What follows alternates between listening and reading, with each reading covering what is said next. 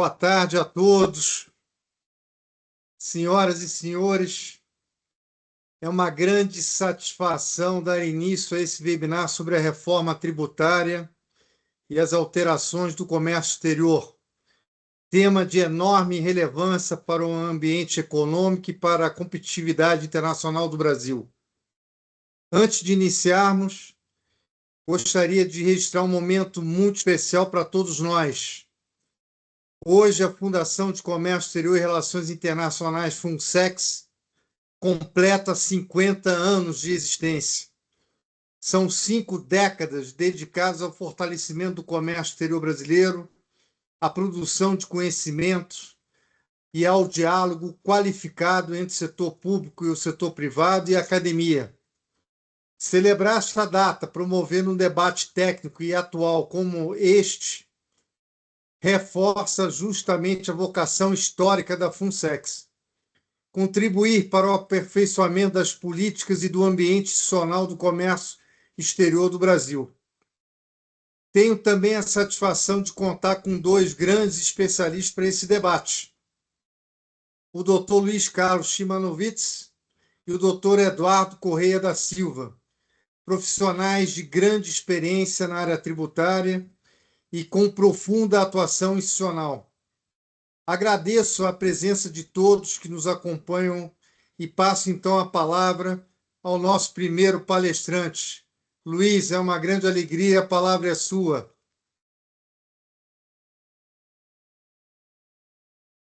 Está fechado, Luiz.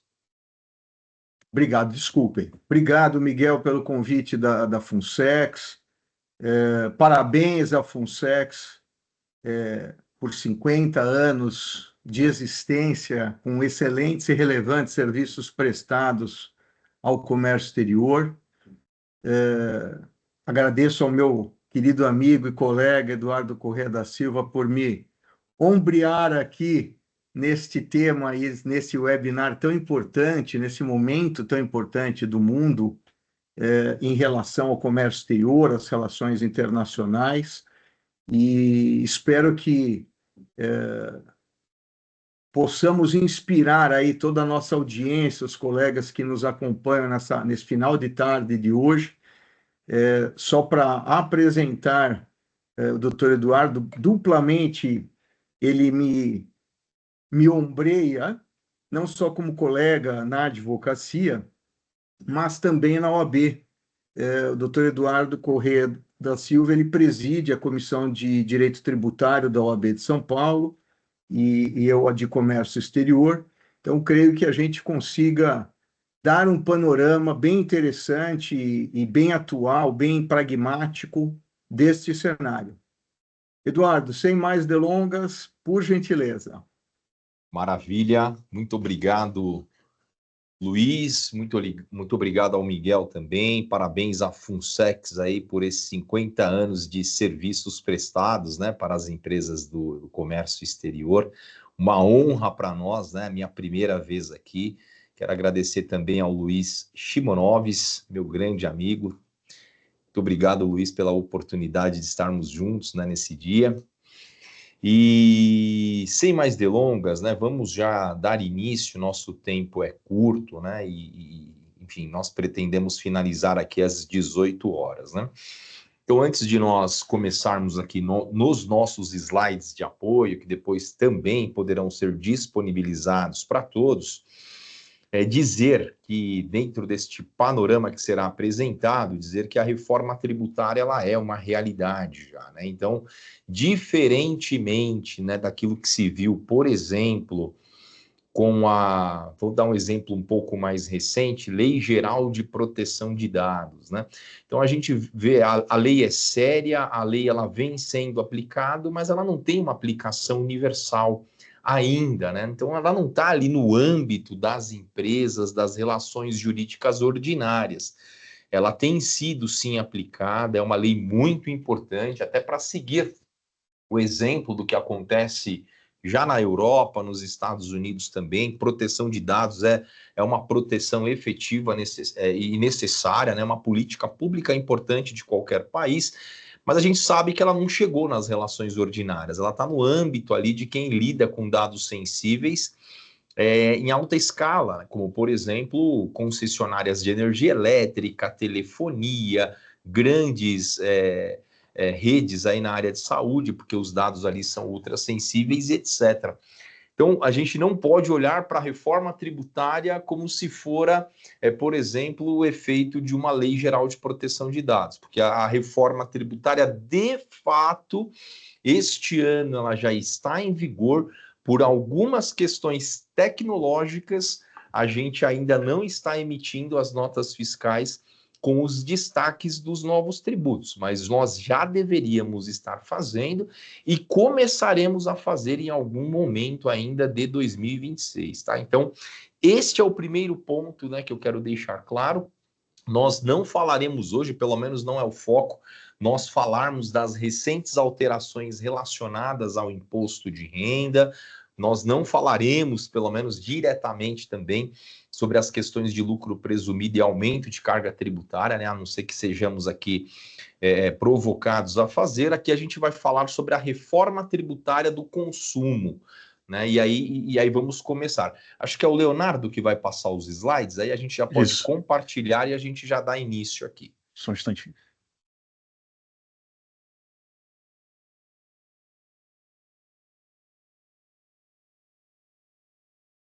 Bom, primeiro, então, o que nós fizemos aqui? A gente vai sair, né, de uma realidade onde nas operações de importação incidia PIS, COFINS, ICMS e o IPI, né? Então aqui a gente está vendo do lado esquerdo o regime antigo e o novo regime que começa a entrar em vigor já o ano de janeiro de 2027, né? Então a gente vai ter aí o PIS e COFINS sendo substituído pela CBS, que é a contribuição sobre bens e serviços, então vai ser a CBS Importação, tá? Cuja competência é da União Federal, então é a União que vai cobrar a CBS.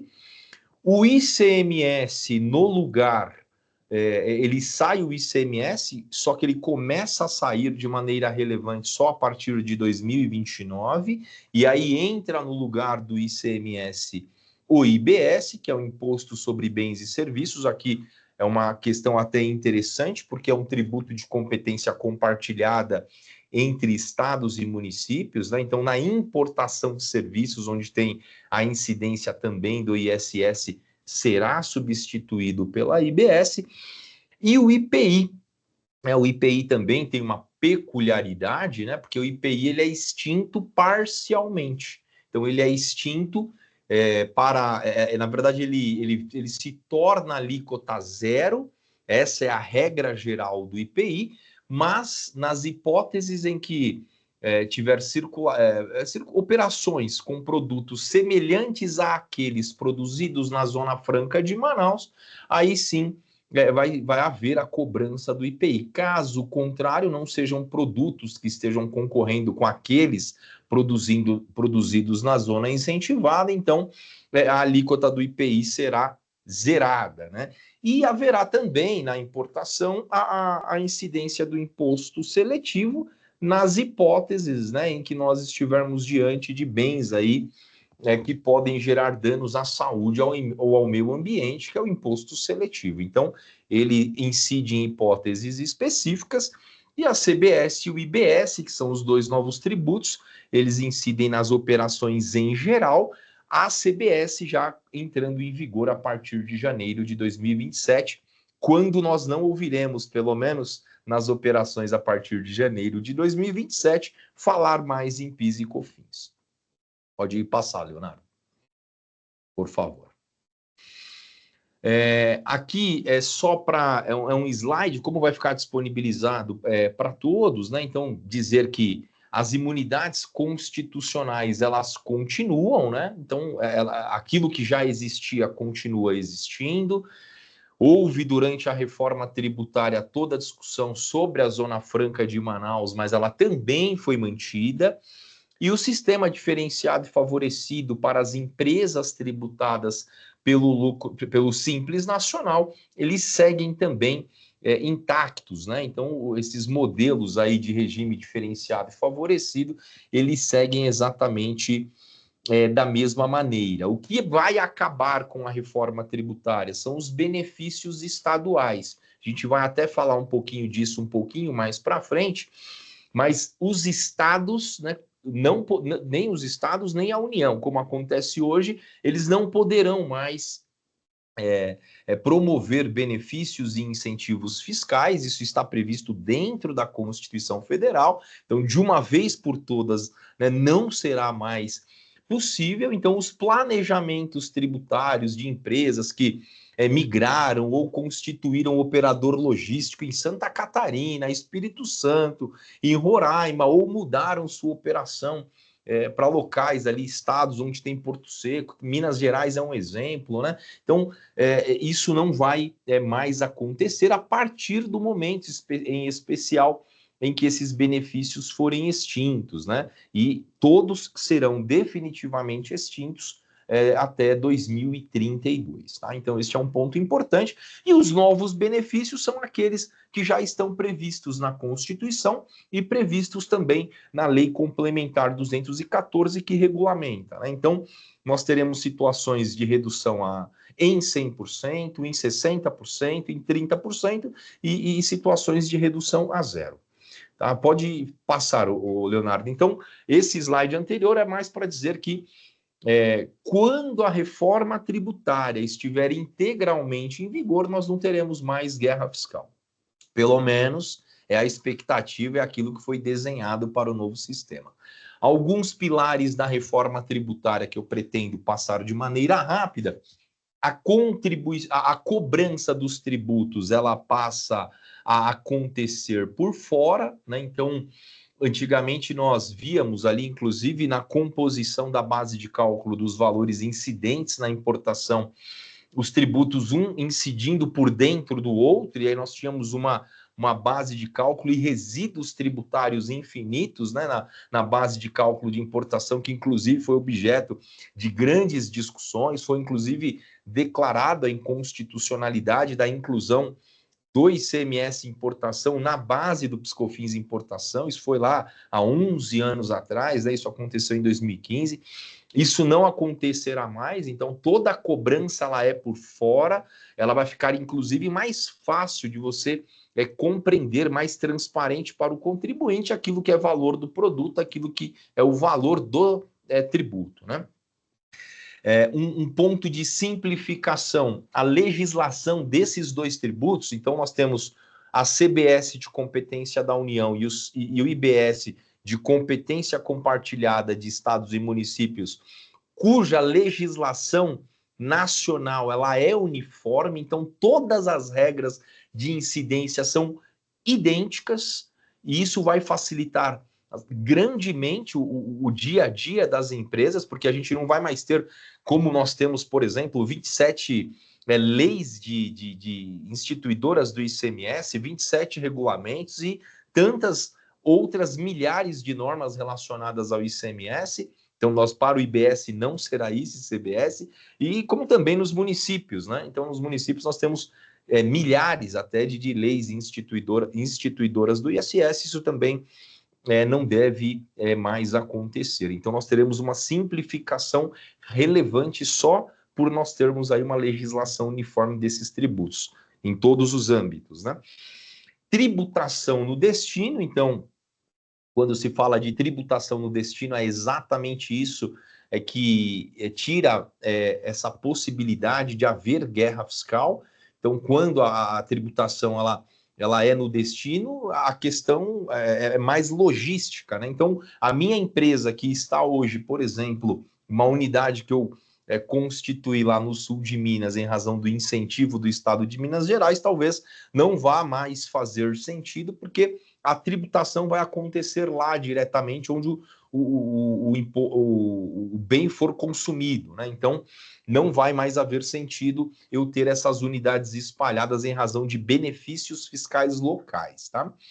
não como uma atividade plena, que é um ponto de atenção importantíssimo, inclusive uma mudança de cultura, tudo que houver de custos, despesas, encargos operacionais ensejarão direito a crédito, exceto uso e consumo pessoal, e a lei fala exatamente o que é uso e consumo pessoal.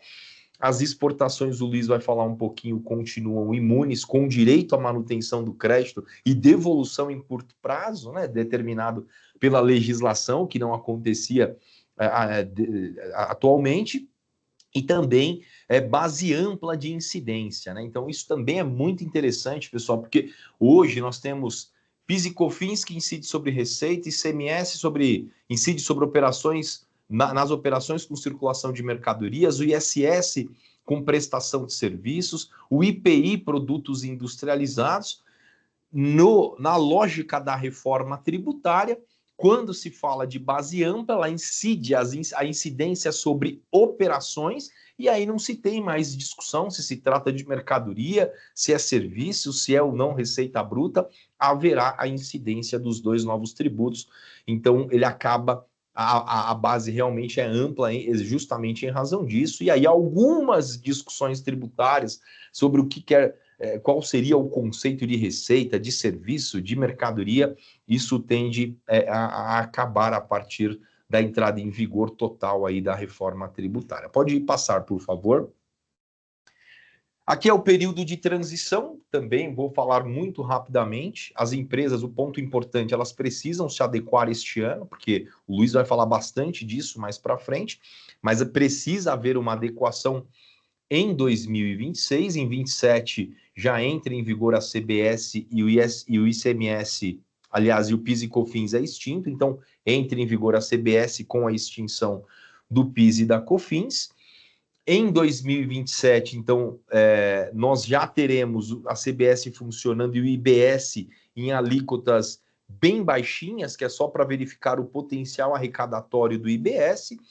E em 29 a 32, sim, a gente começa a ver de maneira progressiva, né, o ICMS e o ISS sendo reduzidos, né, e sendo aumentado o IBS nesse período, até que nós chegaremos aí em 2032, com o último ano de transição, em 2033, o IBS entrando integralmente em vigor, com a CBS já em vigor há 6 anos, tá? Então, esse é um período de transição importante, mas o ano estratégico é esse. Muita atenção para as empresas, porque a cada ano a sua carga tributária vai mudar entre 27 e 32. Pode passar, Léo, por favor. Ó, nesta mandala aqui, e aí depois, sem prejuízo de nós voltarmos em outro momento, Miguel, e falarmos aqui com mais calma, né, sobre alguns pontos, mas o que nos interessa aqui é falar muito rapidamente de Simples Nacional, né? Eu e o Luiz, a gente tem debatido bastante isso, porque nos dias agora, né, a partir da reforma tributária, isso ganha uma relevância diferente. Então, as empresas que são do Simples Nacional, elas precisam compreender não só sobre a lógica, né, de carga tributária, se ela deve ou não continuar no Simples, mas ela pode não ser um parceiro estratégico se ela escolher ser simples do regime unificado e tiver no meio da cadeia vendendo para outra empresa, porque essa outra empresa, a absorção dela de créditos vai ser o IBS e CBS do regime unificado, vai ser um crédito muito pequeno. Ela vai ter uma opção de estar no Simples e no regime regular, que é recolhendo IBS e CBS por fora. Isso pode ser mais estratégico, essa conta vai precisar ser feita também.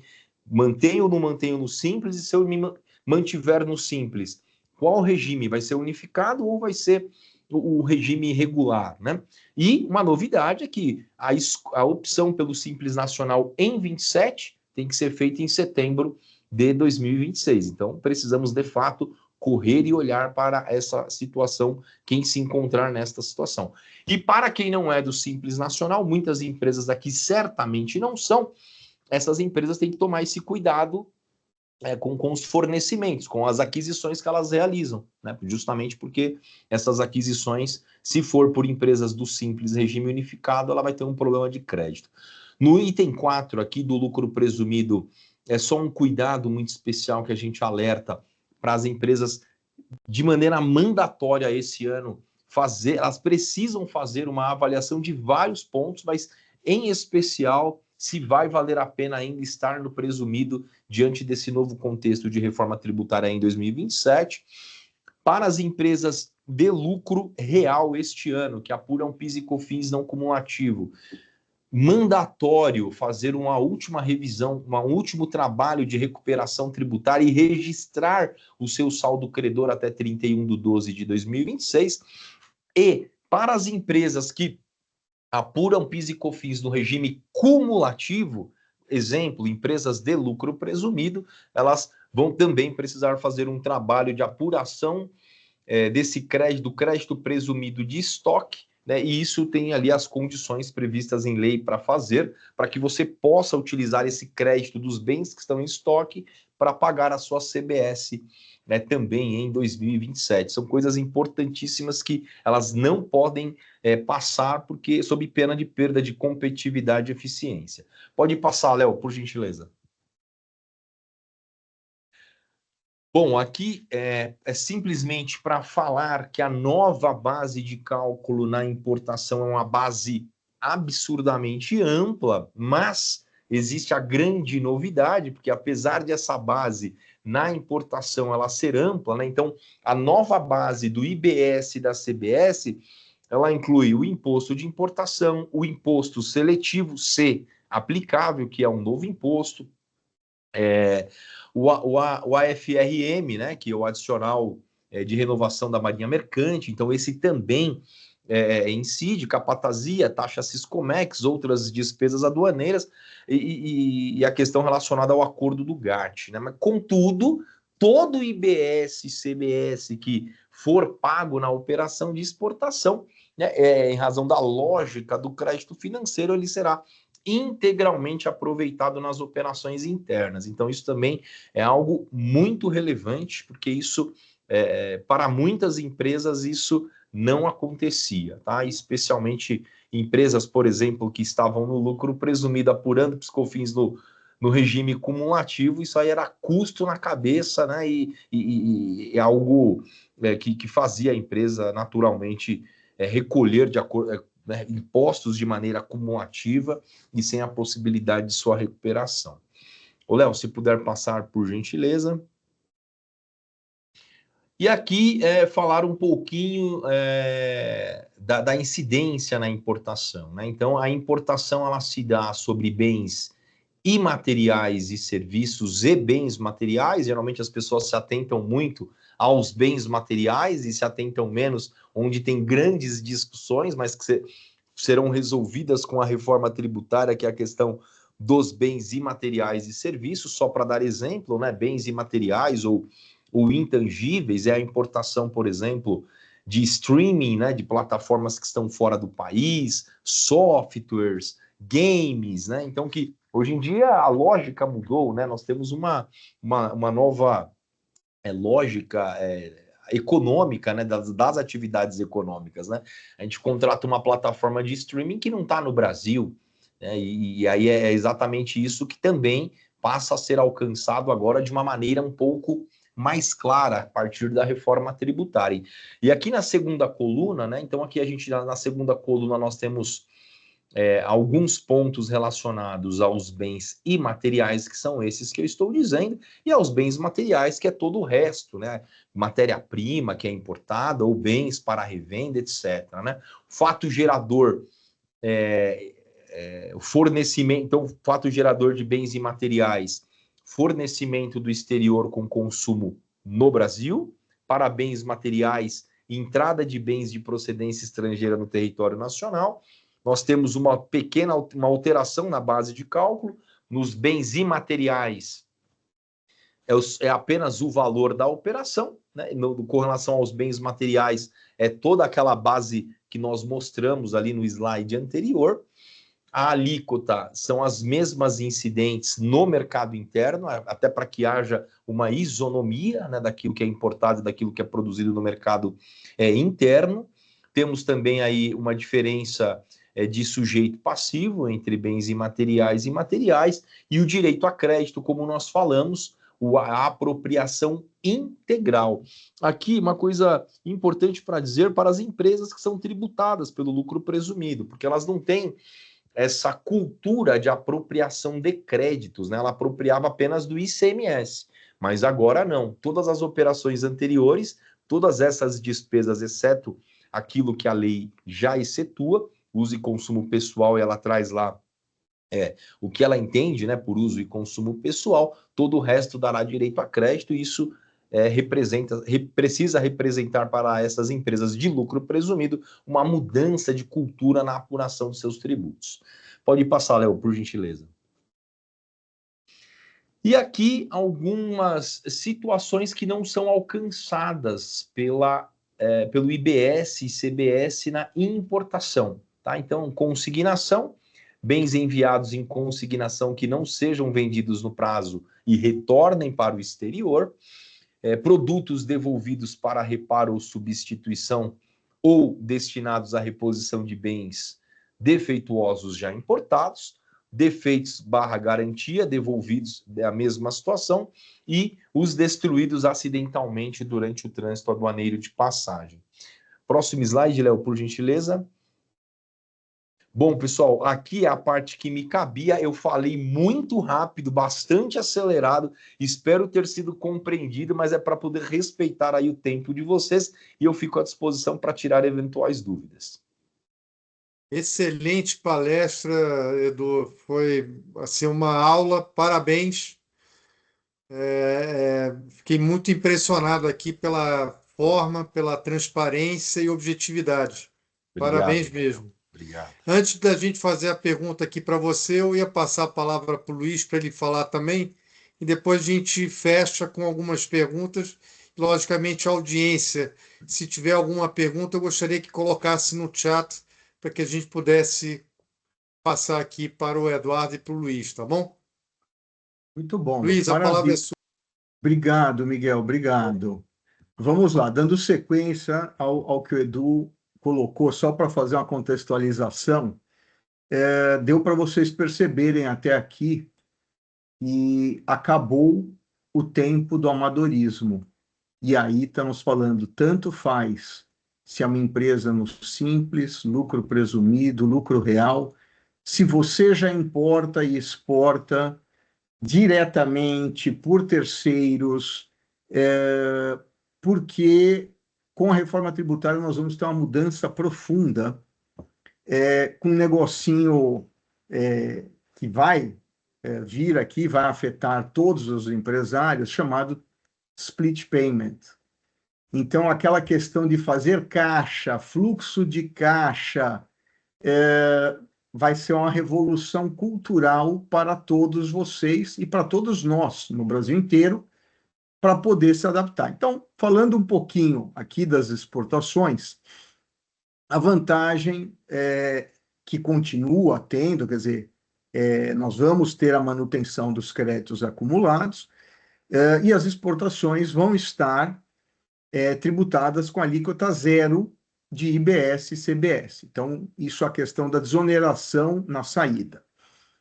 A questão que eu falei de fluxo de caixa vai ser importantíssimo, imperativo, todas as empresas fazerem exercícios e simulações, seja dos custos financeiros, dos custos bancários, da questão logística, do próprio preço do produto de vocês, seja para importar, seja para exportar. Veja que esse exercício que nós estamos recomendando, ele vai passar até pela questão geográfica, para entender se o produto virá diretamente, agregará valor em algum local, ou irá diretamente agregando valor em outro local. Tudo isso vai influenciar na competitividade da empresa de vocês. Então, produtos, não esqueçam, né? Nós fizemos há pouco uma palestra com a Ciesp sobre a questão do acordo União Europeia-Mercosul. Veja, nós vamos ter desembarcando aqui empresas mega capacitadas e que vão concorrer conosco. Vice-versa, nós também vamos capacitar as nossas empresas para poder competir no ambiente da União Europeia. Não é um mercado qualquer, nós estamos falando de um mercado de 780 milhões de pessoas. Veja, o brasileiro estava muito acostumado, em grande parte, a se satisfazer com o mercado interno, de 200 milhões. Veja que agora, mesmo que você não exporte ou importe, você vai ter a concorrência de estrangeiros capacitados, ávidos por conquistar esse mercado, com uma série de regras, mas veja, vai vencer aquele que se preparar. Então, aqueles que querem conquistar novos mercados, não apenas União Europeia, bloco asiático, bloco africano, Oriente Médio. Então, assim, é um mundo muito maior do que Estados Unidos e China, né? Tem que se capacitar para isso. Na sequência, regimes fiscais, regime aduaneiros especiais, então eu acabei falando um pouquinho disso, quer dizer, vamos ver como recalibrar, seja drawback, admissão temporária, e as sinergias, né, com não cumulatividade e controle dos estoques. Então, o que o Eduardo falou casa com isso tudo, quer dizer, veja, não dá mais para ter uma empresa sem controle. Governança é sobrevivência. Então, vocês terão que fazer um dever de casa, porque tudo influirá no preço. Pior, não é um dever de casa que você vai fazer amanhã e está concluído. Naquela linha do tempo que foi mostrado em slides anteriores, vocês vejam que a coisa começou já este ano, e ela termina em 2033 com os dois sistemas totalmente implementados. Isto tem reflexos, só que não é, como eu falei, numa etapa só, ela é em suaves prestações mensais. Então, esta calibragem ela tem que ser constante, perene, ao longo desses próximos 8 anos. Muito bem. Valoração e preço de transferência, o transfer price. Esse é mais um ponto para que vocês também prestem atenção, porque aí é um aspecto tríplice, a questão do preço de transferência, ou seja, tem o ângulo da Receita Federal, tem o ângulo do Banco Central do Brasil e tem o ângulo da aduana. Então, por esses três aspectos que têm que ser equilibrados, e os três são exigidos, vocês vão ter elementos tanto a favor de vocês com a concorrência, como próprios para que possam impor isso ao mercado. Ou seja, transparência, governança, compliance vai fazer parte da vida de todos nós pelos próximos anos e para todo o sempre. Próximo slide, Léo, por gentileza. Formação de preço e revisão contratual. Olha que interessante. Quando veio o tarifaço aí, no início do ano que passou, o Brasil foi surpreendido, todos os países do mundo foram surpreendidos, porque não havia previsão em contratos, ou grande parte deles, para cláusulas de tarifa, de barreiras, de embargos e outras tantas nesse sentido. E hoje está provado que o seu contrato não pode estar desguarnecido disso. Vamos piorar. Eu desafio a todos aqui a ter certeza e afirmar categoricamente que tem um controle dos contratos, que eles estão temporais, de acordo com a legislação vigente, preenchendo todos os requisitos, seja civis, comerciais, regulatórios, tributários, de comércio exterior. Veja que cada segmento tem as suas particularidades, então nós podemos falar de plástico, petróleo, fármacos, energia. Então, é um mundo a ser observado para que vocês não sejam pegos numa situação que possa fazer perder esta competitividade. Então, fundamental fazer um exercício, e nós estamos capacitados, não só os escritórios, como com multidisciplinas, para auxiliar as empresas como formatar esse preço, como gerir em função de tudo isso que vem, para que você possa fazer a adoção de um ressarcimento, de um regime especial na sua operação de comércio exterior, mais a parte da variação tributária. Então, vamos fazer esses exercícios para ajuste dos preços com a mudança das regras, das alíquotas, e, eventualmente, o gross-up, quer dizer, é o que o Eduardo falou, quer dizer, a gente tinha que fazer o cálculo por fora para poder dimensionar onde ia estar teu preço. Hoje, com as regras que estão aí, você vai ter que calcular muito bem, não só a parte tributária, mas, como eu falei, a parte de competitividade, de logística, porque a cadeia toda, pessoal, ela tem impacto na sua operação. Então, tudo que você consome e tudo que você despende para a sua atividade, para que seja possível fazer a exportação, a importação dos seus produtos, vai influir nesse preço. E isso é milimétrico, porque senão você perde a competitividade e talvez a sobrevivência. Todas as responsabilidades de Incoterms, alocação das responsabilidades por tributo na importação, exportação, precisando isso de forma exata, questão de seguro, frete e a composição de todas as bases tributáveis e de crédito é imperativo. Mais um, Léo. Acabei antecipando, quer dizer, então, não só nos contratos internacionais, a gente está falando muito de comércio exterior, mas em todos os contratos nacionais. Vocês vão ter que rever se com quem vocês fazem negócio. São empresas do simples, são do lucro presumido, são do lucro real. Que tipo de crédito que está vindo para vocês?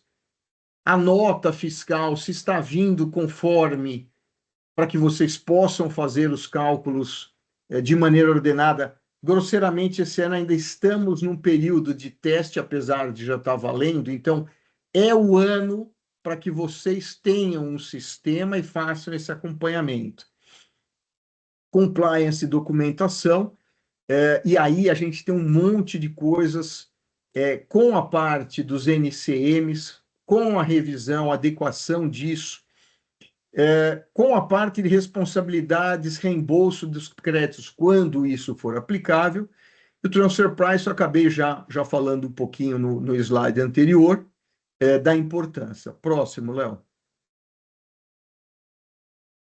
Mapeamento de créditos, né? Quer dizer, essa questão de fluxo. O Eduardo falou de uma forma rápida, eu quero reiterar para vocês. Imperativo este ano concluir uma revisão fiscal dentro das empresas de vocês. Ah, mas nós já fizemos 3 ou 4. Não importa. Vamos fazer a 5ª. Por um motivo. A partir de 1º de janeiro do ano que vem, acabou PIS e COFINS. Quem fez, fez. Quem não fez, não poderá mais fazê-lo. Então, fazendo te permite, mesmo os controversos, fazer uma reflexão interna e ver o que você lança, o que você aproveita, até porque nós não sabemos ainda o que virá pela frente, em termos de aproveitamento desses créditos. Se vai virar um precatório, se vai ser uma compensação cruzada com imposto de renda, contribuição, com o próprio IBS e CBS, mas não ter a oportunidade de ter esses créditos é jogar no lixo algo que pertence a vocês. Então, é imperativo esse ponto. A parte de KPIs e funding, né? Quer dizer, como a gente vai recuperar isso, óbvio que tem um impacto no tempo, então é importante a gente fazer essa análise na empresa para fins de ressarcimento. E ter sistemas e trilhas de auditoria que permitam evitar o risco de glosa nessa integração fiscal, contábil, aduaneira, inconsistência. Então, o que é bom para informar para vocês, existem sistemas que permitem a vocês fazer esse double check e aferir se vocês estão incidindo em risco ou não. Próximo, Léo. Compliance, tecnologia e capacitação. Sem isso, gente, não sobreviveremos. Óbvio, aqueles que podem vão ter sistemas próprios, aqueles que não podem contratam sistemas e tem excelentes sistemas sendo comercializados aí, mas o mais importante é fazer simulações. Só aí vocês vão perceber o quão desguarnecidos ou não vocês estão, o quão preparados ou não vocês estão para enfrentar todas essas mudanças. Não é possível fazer nos moldes que vocês fizeram até hoje. É muita alteração. Vocês têm que ter profissionais com dedicação exclusiva para isso ou terceirizados que os ajudem nessa missão. Então, o monitoramento é imprescindível.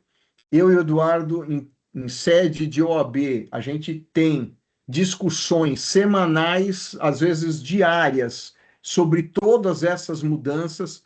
Então, percebam o seguinte: se é difícil para nós que estamos há décadas nesse dia a dia, o que não é para o empresário. Então, procurem ter esse amparo, esse auxílio para poder enfrentar essas mudanças. Próximo.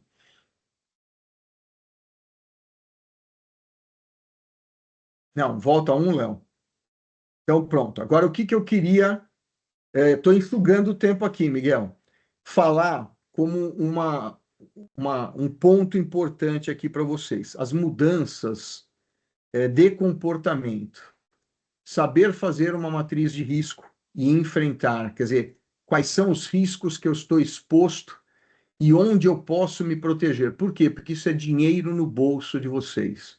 Isso é aumento de lucratividade, é evitar autuação, evitar risco, criar linhas de defesa para poder enfrentar fiscalização, questionamentos. Então, se preparar, entender que o ambiente de comércio exterior, ele não é só contratos tributário ou a parte técnica, ele vai passar por questões de logística, de acordos internacionais, de compliance, de ambiental. A União Europeia é extremamente ligado a esse tema. Mediação e arbitragem. Quantos de vocês têm previsão para resolver conflitos, se não pela justiça do Brasil? É muito mais ágil fazer de forma extrajudicial. Então, resolve melhor o conflito com pessoas especializadas. Então, mais um ponto de atenção aqui. Uma mudança de parâmetro vai voltar a ganhar importância, todas as câmaras de comércio e todas as agências de promoção de comércio do Brasil e do exterior. Então, é outro ponto para aqueles que estão buscando oportunidades de negócios acessarem a esses veículos, porque também abrirão portas para vocês. Vou parando por aqui, Miguel, para que você possa dirigir as perguntas. Luiz, você e o Eduardo são uma dupla realmente fantástica, né? Foi uma apresentação muito rica mesmo. E a Fundação tem a honra de ter você como superintendente de risco, governança e compliance e trazendo, né, o Eduardo aqui para estar junto conosco.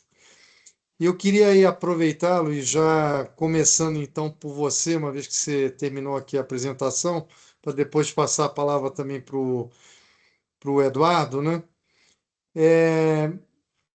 na tua visão, quais são os desafios, ou seja, em função de tudo que está acontecendo no mundo do comércio exterior, como as empresas devem se preparar para um mundo com tantos acordos de blocos econômicos? Miguel, minha sugestão, eu já falei isso com o Edu diversas vezes, é, primeiro de tudo, um reconhecimento cultural. Ou seja, o que eu quero para o meu negócio? Eu quero que o meu negócio progrida, eu quero aumentar minhas margens, eu quero reduzir custos, eu quero reduzir riscos. Acho que se alguém responder negativamente a algum desses quesitos, ele não é empresário, né?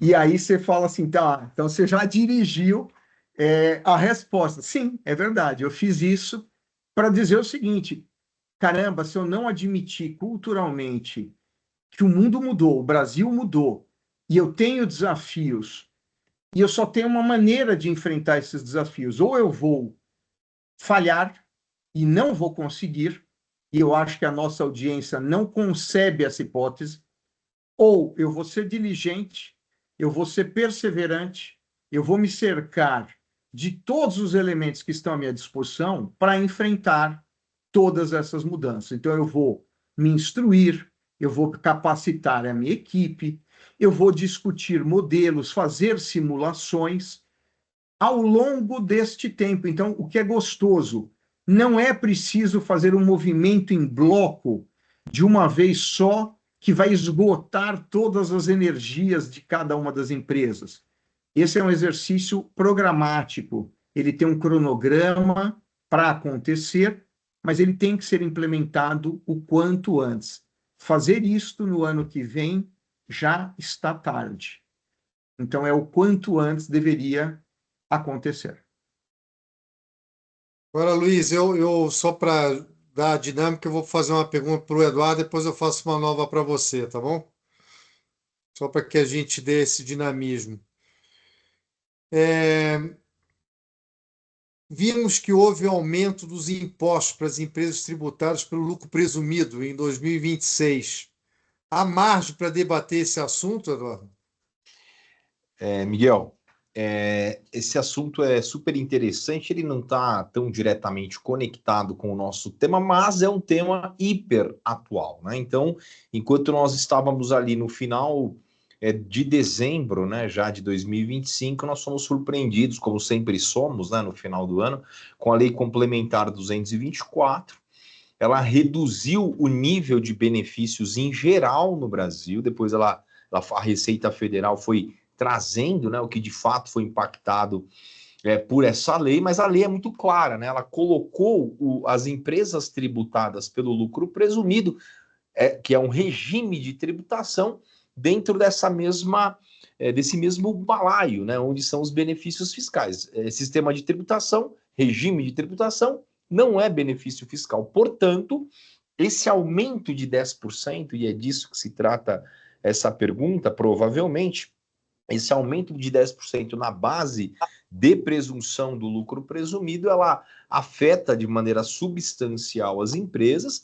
Está sendo questionado essa lei pelo Brasil inteiro, tem várias liminares favoráveis, inclusive o Tribunal Regional Federal da Terceira Região, na semana passada, proferiu uma decisão sobre o tema favorável, e na sexta da semana passada, para falar de uma situação no Rio de Janeiro, né?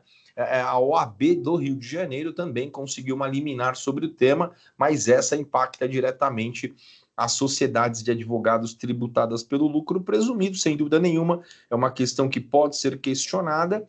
Todas essas decisões só têm efeitos entre as partes, então quem se sentir aí lesado, empresas do lucro presumido que tiveram o aumento em sua base de presunção, tem sim o direito de fazer esse questionamento no judiciário. Não, perfeito. Luiz, agora a bola vai para você. Quais as providências que as empresas devem tomar para se capacitar, né? Porque você falou da questão da capacitação, né? E quais Perfeito. são, então, essas medidas que elas devem tomar para isso? Miguel, eu acho que não tem como chegar em lugar algum sem planejamento. Então, para se planejar, é imperativo que o empresário defina as suas prioridades. Então, o que eu quero para a minha empresa? O que eu quero em termos de comércio exterior? Uma vez definido, é perseguir qual é o melhor planejamento para isso, independente do plano ser pequeno, médio ou grande, de curto, médio ou longo prazo. Mas fazer esse planejamento vai implicar em fazer simulações, modelos, adequações. Nem tudo vai ser possível. Então, você que já tinha uma presença em determinados países ou não tinha presença em lugar algum, tem que definir por onde começar ou onde intensificar, questão de foco. E uma vez feito o planejamento, não existe sucesso de planejamento sem efetividade. Como é que eu consigo implementar essas medidas? É possível que eu consiga fazer isso sozinho? Acho pouco provável. É possível que eu precise de auxílio múltiplo de bancos, de corretoras, de seguradoras, escritórios de advocacia, tradings, contadores, experts, despachantes aduaneiros. Vai depender do que é o seu projeto, do que é o seu planejamento. A minha opinião é definir isso, que seja algo factível, e não ficar desesperado, porque dá para perseguir isso baby steps, né? Um passo de cada vez, subindo o degrau, consolidando. Então, você não precisa ficar desesperado de fazer tudo de uma vez só, mas é necessário fazer um cronograma e perseguir esse cronograma. Perfeito. Isso está muito em linha que eu queria também perguntar aqui para o Eduardo. Vocês mencionaram, ou seja, da importância das empresas realizarem o trabalho de recuperação tributária até 31 de dezembro, né? Então, acho que esse é um ponto muito importante que eu gostaria que vocês ratificassem o porquê disto, né? Ou seja, quais são os prejuízos que as empresas podem ter em não fazer isso, né? Quais são as Maravilha. vantagens e desvantagens, né? Se existe alguma desvantagem, mas quais são os riscos aí intrínsecos nisso? Tá. Legal, Miguel. Essa pergunta é boa. Eu falei de forma muito rápida, depois o Luiz também corroborou, mas esse ponto é muito interessante porque a Lei Complementar 214, que é uma das leis que regulamentam a reforma tributária, essa lei ela é muito clara em determinado dispositivo que o saldo credor do PIS e da COFINS, para que ele seja utilizado e carregado para compensação com a CBS, que é a Contribuição sobre Bens e Serviços, que entra em vigor já em janeiro de 2027, eles precisam estar registrados. Então, é por isso a necessidade. Quando a lei diz isso, e na ausência ainda de um regulamento da Receita e do comitê gestor que vai administrar o IBS, há uma necessidade assim indubitável assim de você ter esses valores devidamente registrados sob pena de não poder carregá-lo depois para compensar com a CBS. Então, a nossa sugestão é que a empresa, especialmente quem apura PIS e COFINS na não cumulatividade em empresas normalmente de lucro real, essas empresas precisam fazer um último trabalho de recuperação tributária e para as empresas de lucro presumido, uma atenção ao crédito presumido de estoque, porque como ela estará num sistema de débitos e créditos a partir de janeiro, todo o estoque da empresa de lucro presumido, não só, mas especialmente de lucro presumido, também esses valores precisam estar apurados e registrados, mas nesta hipótese última, até junho de 2027. Mas em ambas as situações, é uma atenção especial para não deixar dinheiro à mesa. Perfeito. Eduardo Luiz, aqui caminhando já para o encerramento, tem mais uma pergunta aqui que agora veio da audiência, que eu queria também, né? A gente tem recebido muitas, mas eu gostaria de prestigiar aqui a Rosemary, que ela diz aqui o seguinte: questionamento referente ao drawback isenção. Ele vai passar a isentar somente o imposto de importação na reposição de insumos? E referente ao drawback, suspensão, o IBS será considerado como suspenso? Quer ir lá, Edu? Sim, pode ser, Luizão. Então, no novo modelo, a isenção permanece, né, para o imposto de importação, e com a lógica da não cumulatividade do IBS e da CBS, tende a reduzir a necessidade desse mecanismo para esses tributos, pois os créditos destes tributos, IBS e CBS, são recuperáveis, tá? Agora, no caso do drawback suspensão, a lógica do regime ela foi preservada, tá? IBS e CBS ficam com a incidência suspensa e evitando a geração de débito tributário enquanto os insumos estiverem vinculados à produção destinada à exportação. Basicamente, é essa a lógica aí, né, para o drawback, suspensão e isenção a partir de agora. Obrigado, Eduardo. Então, queria só para a gente finalizar, passar a palavra para o Luiz e para você, para vocês fazerem as últimas considerações para que eu pudesse encerrar o webinar. Obrigado, Miguel, por essa tarde produtiva aqui. Obrigado, Edu, por compartilhar esse conhecimento todo aqui com a nossa audiência da Funsex. Espero que a gente tenha, sem complicar demais a vocês, mas chacoalhando um pouquinho a árvore, ter contribuído aí para uma reflexão positiva. Esse é o nosso intuito, né? Quer dizer, é uma missão não só enquanto profissionais da advocacia, mas também institucional, de fazer um país melhor. Quer dizer, empresários que estejam mais afinados com toda esta realidade, preparados, porque no final todos nós, quer dizer, os empresários é que geramos empregos, geramos riqueza e fazemos um futuro melhor. E só tem como acontecer isso realmente botando atenção e transformando as nossas empresas em potências, por enquanto regionais, quiçá mundiais. Então, fica aí os nossos votos aí e nos colocando à disposição para quem queira depois mais esclarecimentos, dirigir isso para a Funsex e a gente com prazer vai retornar.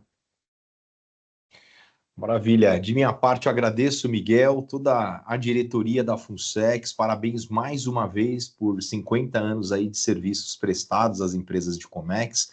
Agradecer meu grande amigo Luiz Timonoves também por essa oportunidade e pela parceria.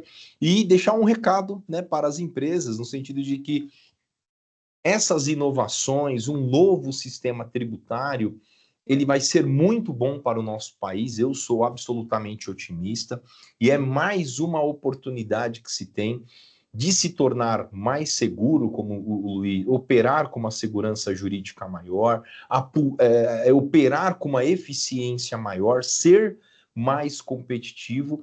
Essa daqui, eu digo sempre, é mais um passo de moralização do nosso sistema, do nosso mercado brasileiro.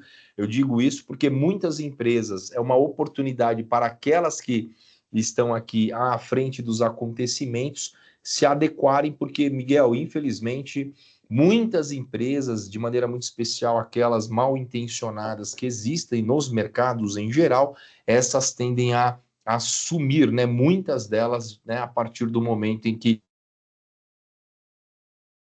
se apresentarem. Eduardo, muito obrigado.